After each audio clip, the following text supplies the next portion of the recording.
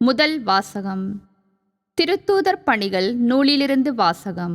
அதிகாரம் 16, இறை வசனங்கள் 1 முதல் 10 வரை.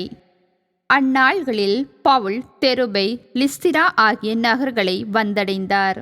லிஸ்திராவில் தீமோத்தேயு என்னும் பெயருள்ள சீடர் ஒருவர் இருந்தார். அவருடைய தாய் ஆண்டவரிடம் நம்பிக்கை கொண்ட ஒரு யூதப் பெண். தந்தையோ கிரேக்கர். தீமோத்தேயு லிஸ்திராவிலும் இக்கோனியாவிலும் உள்ள சகோதரர் சகோதரர்களிடையே நற்சான்று பெற்றவர். பவுல் அவரை தம்முடன் கூட்டிச் செல்ல விரும்பினார். அவ்விடங்களிலுள்ள யூதரின் பொருட்டு அவருக்கு விருத்த சேதனம் செய்வித்தார். ஏனெனில் அனைவரும் அவருடைய தந்தை கிரேக்கர் என்றும் அறிந்திருந்தனர். அவர்கள் நகர் நகராக சென்றபோது எருசலேமிலுள்ள மூப்பரும் திருத்தூதரும் செய்த தீர்மானங்களை அவர்களிடம் கொடுத்து கடைப்பிடிக்குமாறு கூறினார். இவ்வாறு திருச்சபைகள் நம்பிக்கையில் உறுதி பெற்று நாளுக்கு நாள் எண்ணிக்கையில் பெருகி வந்தன. பின்பு ஆசியாவில் இறைவார்த்தையை அறிவிக்காதவாறு தூய ஆவியார் தடுக்கவே அவர்கள் பிரிகிய கலாத்திய பகுதிகளை கடந்து சென்றனர். அவர்கள் மீசியா அருகே வந்து பித்தினியாவுக்கு செல்ல முயன்ற போது இயேசுவின் ஆவியார் அவர்களை அங்கு போக விடவில்லை. எனவே அவர்கள் மீசியா வழியாக சென்று துரோவா நகரை அடைந்தனர். பவுல் அங்கு இரவில் ஒரு காட்சி கண்டார்.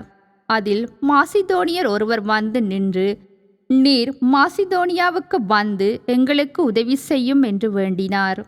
இக்காட்சியை பவுல் கண்டதும், நாங்கள் மாசிதோனியருக்கு நற்செய்தி அறிவிக்க வேண்டும் என்று கடவுள் தீர்மானித்துள்ளார் என எண்ணி அங்கு செல்ல வழி தேடினோம். இது ஆண்டவர் வழங்கும் அருள்வாக்கு. யோவான் எழுதிய நற்செய்தியிலிருந்து வாசகம். அதிகாரம் 15, இறைவசனங்கள் 18 தொடக்கம் 21 முடிய.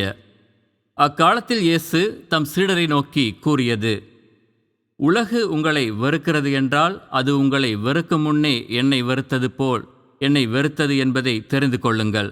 நீங்கள் உலகை சார்ந்தவர்களாக இருந்திருந்தால் தனக்கு சொந்தமானவர்கள் என்னும் முறையில் உலகு உங்களிடம் அன்பு செலுத்தியிருக்கும். நான் உங்களை உலகிலிருந்து தேர்ந்தெடுத்து விட்டேன். நீங்கள் உலகை சார்ந்தவர்கள் அல்ல. எனவே உலகு உங்களை வெறுக்கிறது. பணியாளர் தலைவரிடம் பெரியவர் அல்ல என்று நான் உங்களுக்கு கூறியதை நினைவில் வைத்து கொள்ளுங்கள். என்னை அவர்கள் துன்புறுத்தினார்கள் என்றால் உங்களையும் துன்புறுத்துவார்கள். என் வார்த்தையை கடைப்பிடித்திருந்தால்தானே உங்கள் வார்த்தையையும் கடைப்பிடித்திருப்பார்கள். என் பெயரின் பொருட்டு உங்களை இப்படியெல்லாம் நடத்துவார்கள். ஏனெனில் என்னை அனுப்பியவரை அவர்கள் அறிந்து கொள்ளவில்லை. இது கிறிஸ்து வழங்கும் நற்செய்தி. இயேசுவுக்கு பிரியமான சகோதரங்களே, மீண்டும் ஒருமாக இன்னொரு நாளில் உங்களை சந்திப்பதிட்டு நான் பெருமகிழ்ச்சி அடைகின்றேன். இன்றைய இறைவனுடைய வார்த்தைகள் எங்களுக்கு காட்டுகின்றது இவ்வாறாக: உலகு சார்ந்த வாழ்க்கை, உலகு சாரா வாழ்க்கை என்ற வாழ்க்கை. உலகு சார் வாழ்க்கை என்பது இந்த உலகத்தில் நான் வாழ்ந்து கொண்டிருக்கின்ற வாழ்க்கை. உலகம் எவ்வாறு என்னை விரும்புகின்றது, என்னிடம் எவ்வாறு உலகம் எதிர்பார்க்கிறது என்பதை நான் இந்த உலகத்தில் வாழுகின்றேன். உலகம் சாரா வாழ்க்கை என்னும் பொழுது அது கடவுளுடைய வாழ்க்கை, கிறிஸ்துடைய வாழ்க்கை. அதான் நாங்கள் கிறிஸ்துவாக நான் இந்த உலகத்தில் வாழும் பொழுது, கிறிஸ்தவன் கிறிஸ்துவலாக நான் இந்த உலகத்தில் வாழும் பொழுது மக்கள் எங்களை ஏற்றுக்கொள்ள மாட்டார்கள். சொந்த குடும்பத்திலும் அயலவர்களும் சமூகம் எங்களை ஏளனமாக பார்ப்பார்கள். என்ன வாழ்க்கை வாழ்ந்து கொண்டிருக்கிறார்.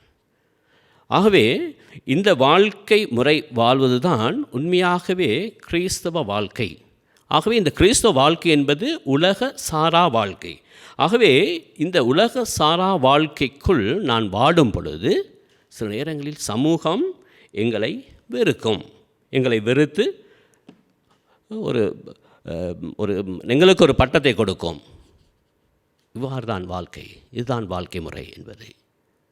ஆகவே சில நேரங்களில் இந்த மக்கள் ஒதுக்கப்படுகின்ற சூழலில், வெறுக்கின்ற சூழலில், அல்லது ஏதோ ஒரு வகையில் எங்களுக்கு பட்டத்தை கொடுத்து விடுவார்கள் என்ற பெயரில் சில நேரங்களில் நாங்கள் கடவுளை, கிறிஸ்துவை மறுதலித்து வாழுகின்ற ஒரு முறையிலும் நாங்கள் இருக்கின்றோம். இதுதான் மறுதலிக்கும் பொழுதுதான் நான் கிறிஸ்துவ சாரா வாழ்க்கை, உலக சார்ந்த வாழ்க்கை, அதுக்குள் நானும் அகப்பட்டு விடுகின்றேன்.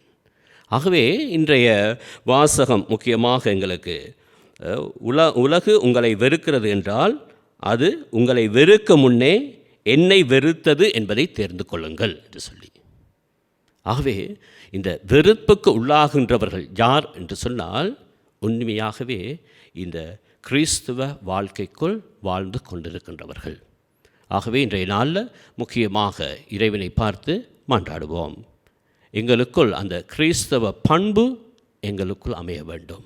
அதற்குள் தான் நான் கிறிஸ்தவன் சார்ந்த வாழ்க்கையை வாழ்வதன் மூலமாக மீட்பின் அடையாளத்தை பெற்றுக்கொண்டு இறை ஆட்சிக்குள் உட்புக முடியும். ஆகவே நாங்களும் எவ்வாறு கிறிஸ்துவன் இயேசுவை சொல்கின்றார், என்னை வெறுப்பதற்கு முன்னே கிறிஸ்துவை என்னை ஏற்றுக்கொள்ளவில்லை, வெறுத்துவிட்டது என்று சொல்லி. ஆகவே இறைவரத்தினூடாக கிறிஸ்துவை ஏற்றுக்கொள்ளும் கிறிஸ்தவர்களாக வாழ இறைவரத்தில் நுழைவோம்.